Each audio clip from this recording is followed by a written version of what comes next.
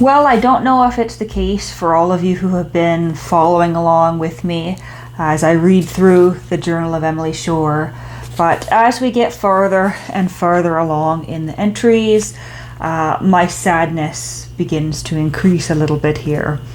As we learned from an editor's note in yesterday's reading, this excursion while visiting relatives near Teignmouth is sort of that final event that leads to the ultimate decline of her health for the last time.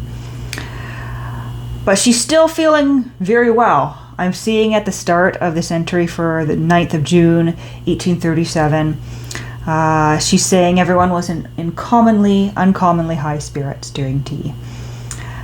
So let's read on. It happened this evening that all were in uncommonly high spirits during tea, and jokes flew round with wonderful rapidity. My aunt, having finished her tea, went to the piano and played a waltz or two. Nothing would serve my cousins but wheeling away the tea table and waltzing about the room.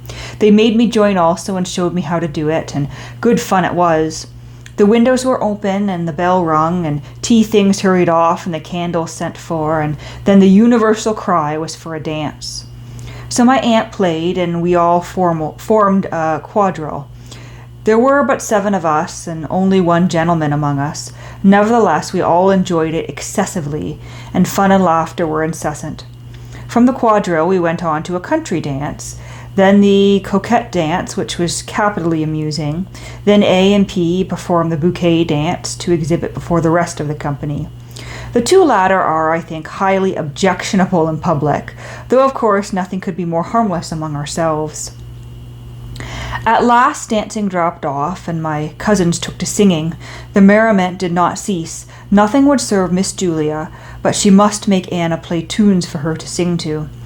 She set us in roars of laughter. She made Anna sing, "I Cannot Be a Nun."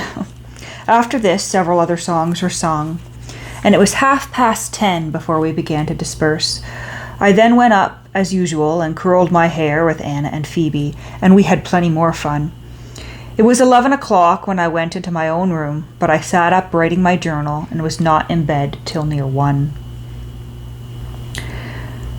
June 19th, at Marlden. And so this, let's see, I think our last entry was the 9th, correct? Yep. So it was a full 10 days before she wrote again after that delightful evening of dancing and laughter. So she's back, she's at Marlden now. It is after 11 o'clock. I am sitting up in my room writing this when I ought to be in bed. The house is quiet. I hear no sound but the motion of my pen, the ticking of my watch, and the distant moaning of the wind, which sighs through the trees and occasionally rattles the windows and howls in the chimney. Why, there are 2 persons talking outside my room. Now all is still again. Now I hear a dog barking. The wind increases and sounds very dismal. Whose voice is that? Mrs. Gee's, I think. The door is shut. The voice ceases. I look out the window. Dark and cloudy, moonless and starless. In the south I see a kind of stormy light with a rent in a pall that hides the daybeams. Against this I see the tall trees waving their black and gloomy branches. The village lies beneath the hill in deep shadow, save that one glimmering light shines faintly through the obscurity of midnight. Oh, how dreary does it look abroad. June 22nd, Thursday. A visit to Babbacombe. Never have I seen the sea so beautifully clear as at Babbacombe. The most sparkling summer brook is not more pure and limpid. You cannot gaze on it without longing to taste the wave that seems to roll in liquid diamond. I could not resist it myself. I stooped, dipped my hand, and sipped the water, salt and bitter as I knew it was. We clambered about the rocks a little and began to disperse. I mounted an isolated rock which has a narrow ridge up to its summit, where there is room only for 2. Mr. H.W. spread his handkerchief for me to sit on, and good-naturedly held my parasol over me while I sketched. We returned to Torquay, and it was a sweet evening, and I thoroughly enjoyed myself. Mr. W. and I were behind as before, Maria and R. going on much faster. We conversed as before on all kinds of subjects, and I was quite sorry when the journey was at an end. We went to tea, and after tea I sat a little while with dear Miss Warren. I had seen her already before we went to Babbacombe. I love her more and more. I think her almost perfection. It is difficult to stop my pen when once I begin to write of her. She talks to me in the sweetest manner and likes very much to have me with her, which I feel to be particularly kind, as I am so much inferior in everything as well as much younger.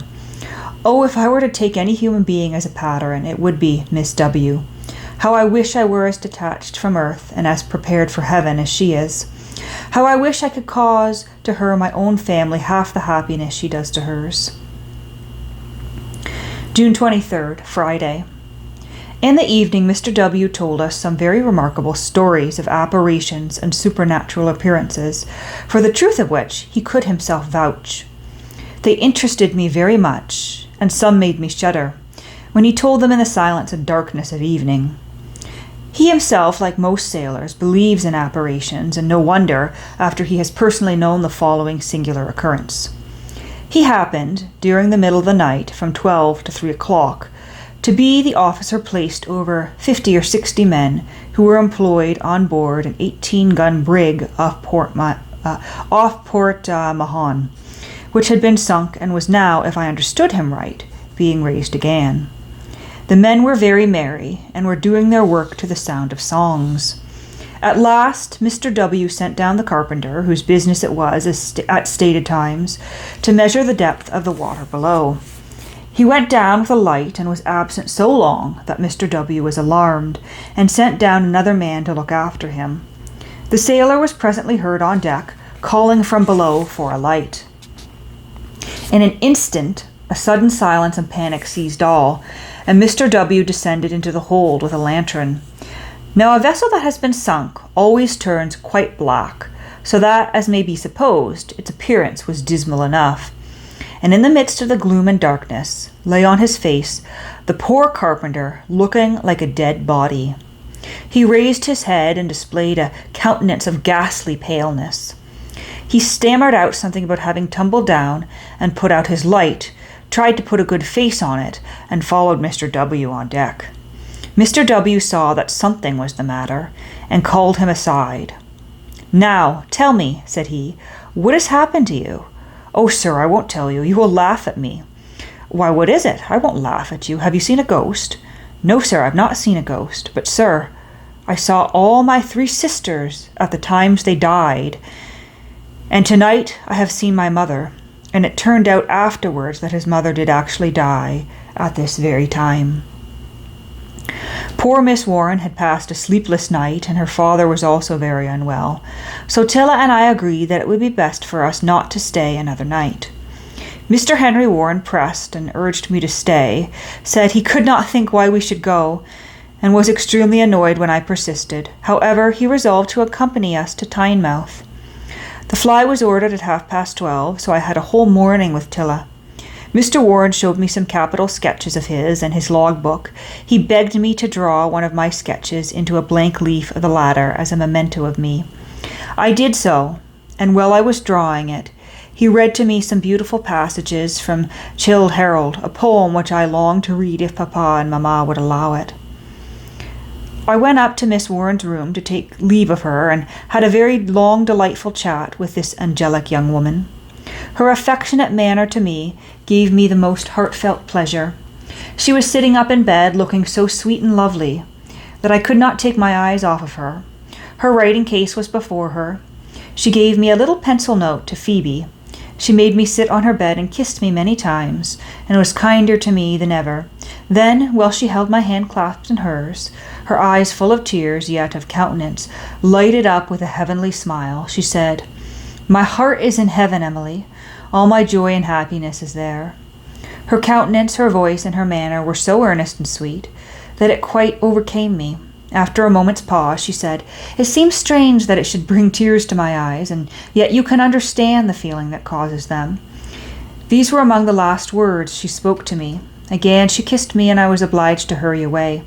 I cannot, without tears, think of the farewell I then took of Miss Warren. I look back on the happy conversations I have had with her, and I recall her most sweet countenance and gentle voice, and I feel a melancholy presentiment that we shall meet no more on this earth. Oh, that we may hereafter meet in heaven. We entered the fly and left the place where I have spent the happiest hours I have ever passed for many months. Farewell, dear Torquay. We took up Mr. Henry Warren into the fly at a little distance from Torquay, he having walked on before. I enjoyed conversing with him very much. He talked a great deal about his intended journey to Switzerland, which he means to begin next week. He was continually saying how he longed to have me with him, that we might climb the mountains and enjoy the lovely scenery together.